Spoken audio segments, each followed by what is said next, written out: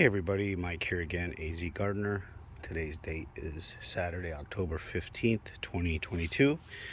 Wanted to do a quick video here with a little sprinkler tip.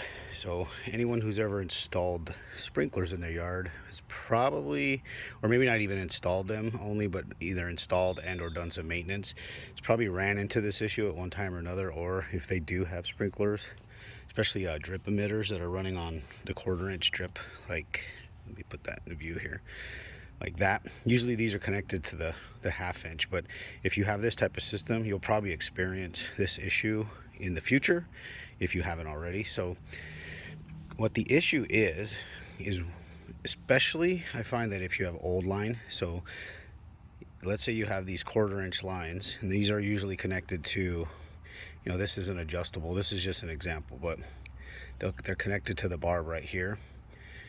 And a lot of times they're fixed emitters, or this particular one's adjustable. I kind of like this style here. But what'll happen is sometimes during operation they will actually pop off. So just because of the heat, or just the heat kind of messes with the plastic. It can make it kind of brittle, kind of changes the way the plastic operates. So, but if you do run into that issue and you find that these are popping off, quick little tip, and I would cut off the end here.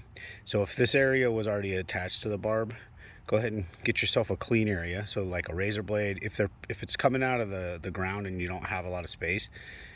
So just go ahead and slice off so you have a fresh cut, and then you're going to get yourself a little cup of water, and you're going to microwave that, I would say just until it boils. And what you're going to do is you're going to bring that out into the yard, and then you're going to take the tip of this and you're going to submerge it. It only takes a few seconds, and if you do that, it'll soften the material up just enough so you can slip it over the barb. And what that'll do is that'll give you basically a fresh connection.